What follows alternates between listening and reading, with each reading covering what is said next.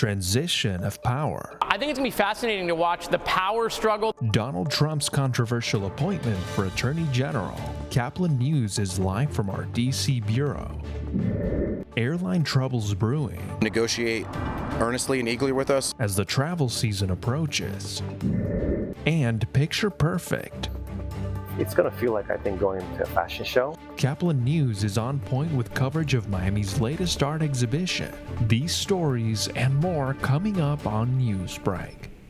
Hello, South Florida. I'm Julian Lascano. I am Denise Diaz. Today is Thursday, November 14, 2024. Live from the Lee Caplin School of Journalism and Media in North Miami, this is Caplin News. A pair of presidents in the Oval Office. President Biden playing host yesterday to President-elect Trump. Caplin News' D.C. bureau reporter Anthony Cruz is live in Washington with more on the White House. Welcome and some high-profile candidate selections. What do you have for us, Anthony? Good morning. And President Trump's first stop yesterday was the House, which we can now confirm the Republicans will maintain control of through 2025. His speech towards Republican leaderships mainly focused around boasting about the success that they did have on election night, but he did throw Speaker Mike Johnson a key endorsement as he seeks to maintain his job through 2025. He later visited the White House where President Biden reignited a tradition that he had broken in 2020. White House Press Secretary Karine Jean-Pierre was able to catch up with Biden after the meeting. What I can say that it was indeed very cordial, very gracious, and substantive. And I mentioned at the top, national security was discussed, domestic policy issues were discussed. He wanted you all to know that the president-elect, again, was gracious, came with a detailed set of questions. Mr. President-elect and former president. Thank you. A historic meeting between the president and president-elect, two figures who have exchanged verbal attacks in and out of the campaign trail these past 4 years. Donald, congratulations. President Biden congratulated Trump. A transition that's so smooth, it'll be as smooth as it can get. And President-elect Trump echoed his calls for a peaceful transition of power. Biden has also said that he plans to attend Trump's inauguration, something the former president also did not do in 2020. The men spoke for 2 hours. They were accompanied at one point by Chief of Staff Jeff Zients and his successor, Susie Wiles. Biden reportedly spoke to Trump about what he aims to achieve during his lame duck session, focusing on funding the government and securing disaster funding. He also told Trump to continue the support his administration has shown to Ukraine in its ongoing war against Russia. And as President Trump continues to rapidly fill out his cabinet positions, an announcement that did send shockwaves across the Senate was the one of Matt Gaetz for Attorney General, a man who he himself has been investigated by the Justice Department for allegedly having sex with underage girls and paying for their transportation. This investigation has since been closed, but was picked up by the House Ethics Committee, which was in its final stages before he resigned yesterday. A 2020 election denier himself, his appointment will be one of the first tests of the loyalty that the Republican-controlled Senate will have towards Trump in his presidency, as well as new Senate Majority Leader John Thune. Reporting for Caplin News, live from Washington, D.C., I'm Anthony Cruz. There are both Republicans representing the state of Florida. Another Florida Republican was asked about the cabinet elections during an interview with CNN yesterday. Fascinating and problematic. I mean, you got Marco Rubio and Mike Waltz. Those folks are very serious about policy and protecting America, are tough on Iran, tough on China, tough on Russia. And then in the DOD picks and in intelligence, you have folks kind of on the opposite side of that.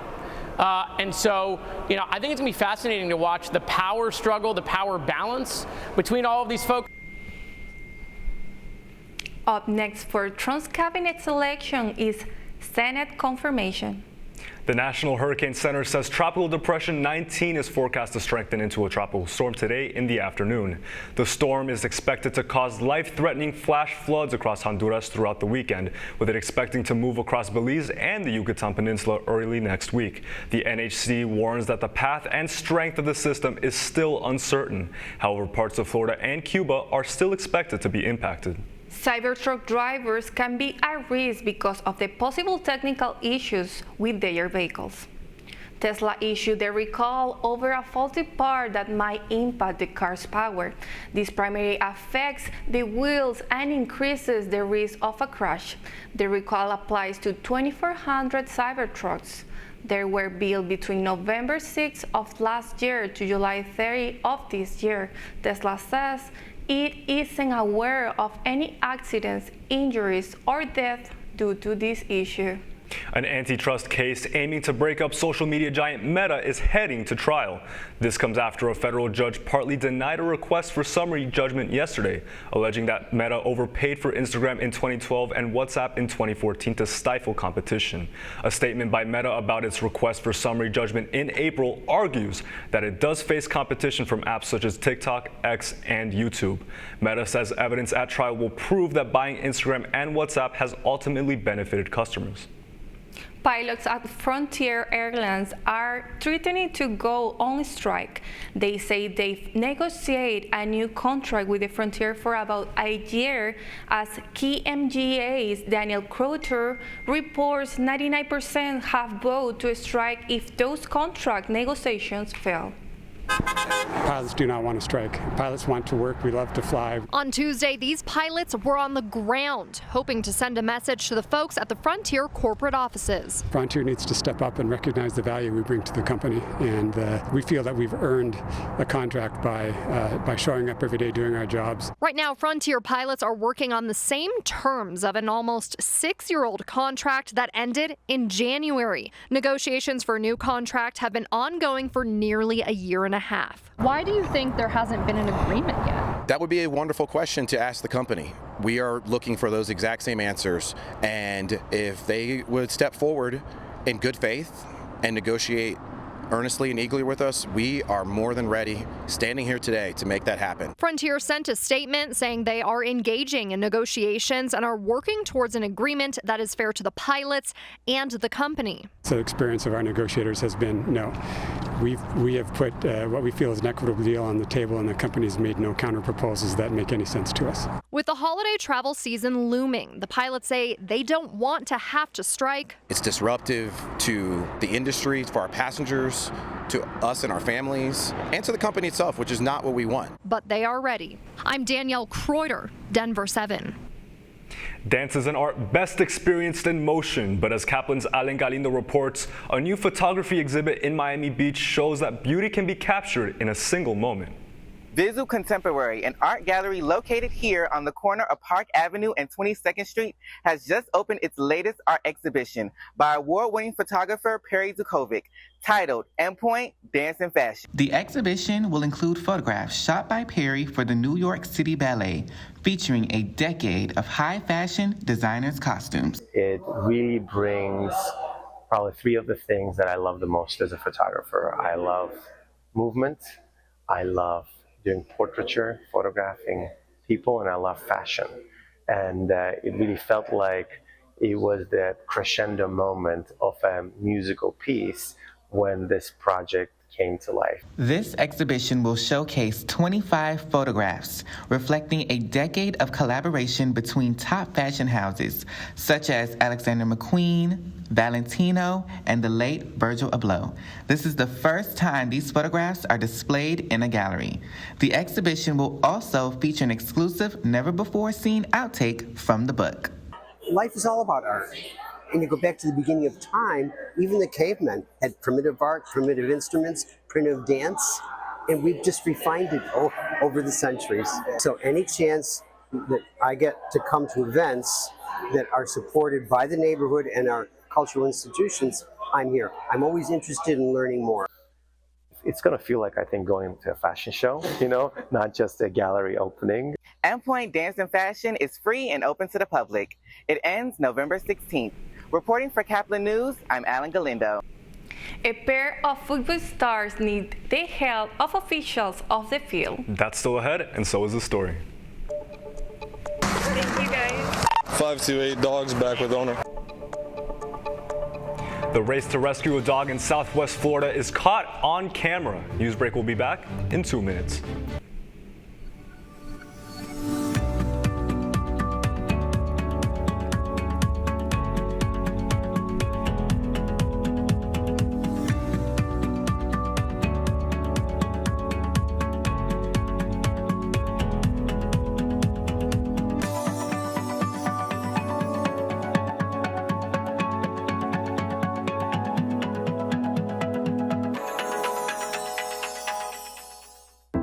See us dream. See us remember. See us protest. You matter! Your feelings matter! Your identity matters! Everything about who you are matters! See us fight back. See us rebuild. See us shatter stereotypes. See us inspire. See us united. See us now. There are 16 million children struggling with hunger in America. That's 1 in 5 daughters, sons, neighbors, and classmates who don't know where their next meal is coming from. Yet billions of pounds of good food go to waste every year. It's time we do something about it. Feeding America is a nationwide network of food banks that helps provide meals to millions of kids and families in need. Visit feedingamerica.org to help them feed even more. Together, we can solve hunger. Together, we're feeding America.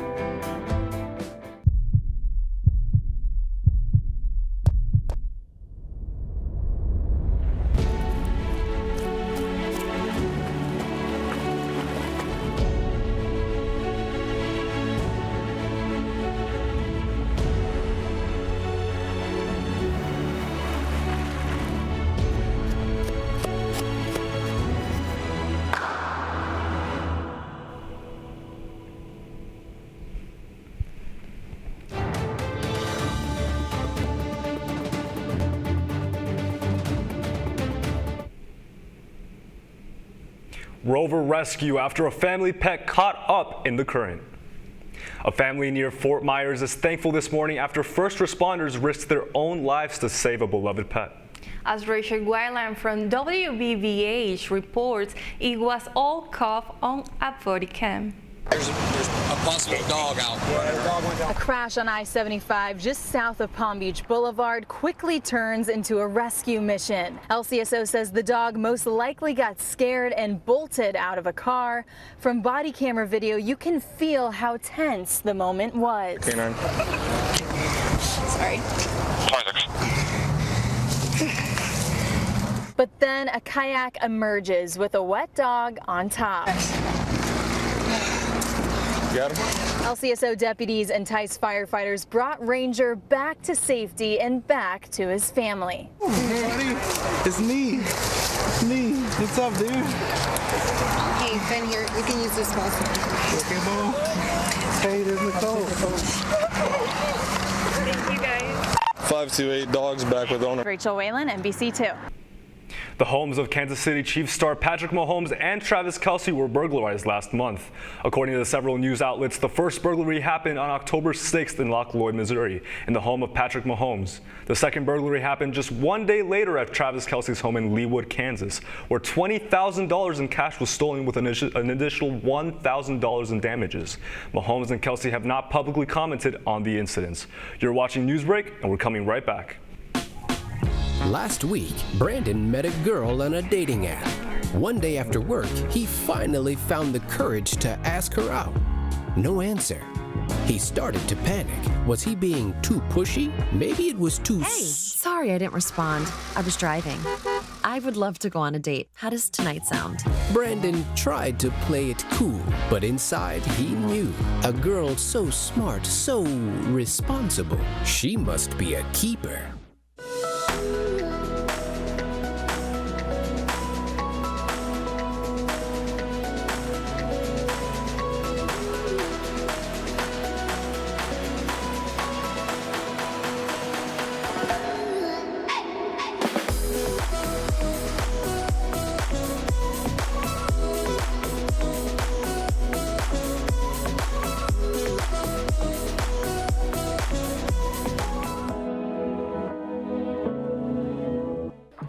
How do you know when you've made the right decision?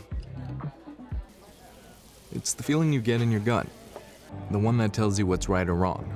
It's the one that says, sure, I can have a drink. Or the feeling that says, okay, I've been drinking. Now what?